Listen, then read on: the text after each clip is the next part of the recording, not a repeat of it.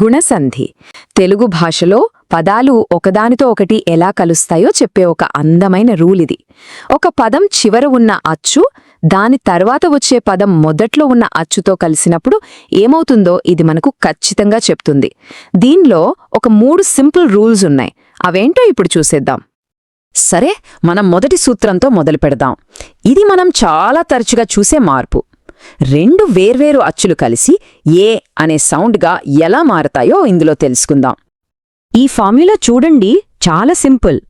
మొదటి పదం చివర అ లేదా ఆ అనే సౌండ్ ఉండి రెండో పదం ఈ లేదా ఈ అనే సౌండ్తో మొదలైతే అవి 2 కలిసినప్పుడు ఎప్పుడూ ఏ అనే సౌండే వస్తుంది. అంతే, అదే మొదటి రూల్.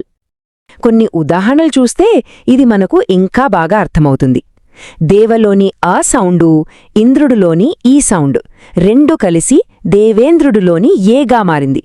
అలాగే పరమలో ఆ, ఈశ్వరుడులో ఈ కలిస్తే ఏమైంది? పరమేశ్వరుడు. వెంకటేశ్వరుడులో కూడా సేమ్ లాజిక్. ఈ అన్నింటిలోనూ ఒకే ప్యాటర్న్ కనిపిస్తోంది కదా. ఆ ప్లస్ ఈ కలిస్తే ఏ. ఫస్ట్ రూల్ క్లియర్ కదా. ఇప్పుడు రెండో దానికి వెళదాం. ఆ తర్వాత ఈ వస్తే ఏమవుతుందో చూసాం. మరి ఒకవేళ ఊ వస్తే ఏమవుతుంది? అదే మన రెండో సూత్రం. ఇది కూడా చాలా సింపుల్. మొదటి పదం చివర ఆ లేదా ఆ సౌండ్ ఉండి రెండో పదం ఊ లేదా ఊ సౌండ్తో మొదలైతే అవి 2 కలిసిపోయి ఓ అనే కొత్త సౌండ్ని క్రియేట్ చేస్తాయి. ఇది కూడా చాలా ప్రెడిక్టబుల్ మార్పు. ఉదాహరణకు గంగాలోని ఆ సౌండ్, ఉదకంలోని ఊ సౌండ్ కలిసి గంగోదకంలోని ఓగా మారాయి. అదే పద్ధతి మిగతా వాటిలోనూ చూడండి. దేశ ప్లస్ ఉన్నతి, దేశోన్నతి. సత్య ప్లస్ ఉక్తి, సత్యోక్తి. చూసారా? ఆ ఊ కలిసినప్పుడల్లా ఓ రావడం ఎంత ఖచ్చితంగా జరుగుతోందో. ఇప్పటి వరకు 2 సూత్రాలు చూసేశాం. ఇప్పుడు మూడోది. ఇది కొంచెం స్పెషల్. మిగతా రెండింటిలాంటిది కాదు, కాని అంతే లాజికల్గా ఉంటుంది. అదే అర్కారం ఏర్పడటం. ఈ సూత్రం చూడండి. మొదటి పదం చివర ఎప్పటిలాగే అ లేదా ఆ సౌండ్ ఉండి రెండో పదం గనక రు అనే అచ్చుతో మొదలైతే అవి 2 కలిసినప్పుడు అర్ అనే సౌండ్ వస్తుంది. అంటే ఆ సౌండ్ అలాగే ఉంటుంది, కాని రు బదులుగా రర్ వచ్చి చేరుతుంది. దీనికి క్లాసిక్ ఉదాహరణలు దేవర్షి ఇంకా రాజర్షి. దేవలోని ఆ, ఋషిలోని రు 2 కలిసి దేవర్షి అయింది.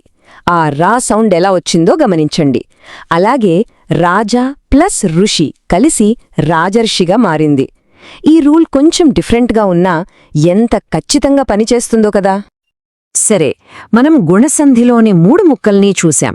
ఇప్పుడు వాటన్నింటినీ కలిపి ఒకేసారి చూస్తే ఈ మొత్తం పజిల్ ఎంత అందంగా ఒకచోట అమరిపోతుందో మనకు తెలుస్తుంది. ఒకే ఒక స్లైడ్లో ఈ మొత్తం సారాంశం చూద్దాం. ఇదిగోండి, గుణసంధికి సంబంధించిన మొత్తం రహస్యం ఈ చిన్న టేబుల్లో ఉంది. మొదటి పదం చివర ఆ లేదా ఆ వచ్చి రెండో పదం మొదట్లో ఈ లేదా ఈ వస్తే ఏ వస్తుంది. ఊ లేదా ఊ వస్తే ఓ వస్తుంది. అదే రు వస్తే అర్ వస్తుంది. ఈ 3 సూత్రాలు తెలిస్తే చాలు, ఎన్నో తెలుగు పదాలను మనం చాలా సులభంగా విడదీయవచ్చు. గుణసంధికి సంబంధించిన 3 సూత్రాలు ఇప్పుడు మనకు తెలుసు. ఇకపై తెలుగులో ఏదైనా కొత్త పదాన్ని చదివినా, విన్నా దాన్ని ఈ రూల్స్తో విడదీయడానికే ప్రయత్నించవచ్చు. మన భాషా ప్రయాణంలో ఇదొక అద్భుతమైన టూల్. ఈ వీడియో మీకు నచ్చినట్లయితే లైక్ చేయండి, షేర్ చేయండి, కామెంట్ చేయండి. అలాగే మన ఛానల్ ని సబ్స్క్రైబ్ చేయండి. Thanks for watching.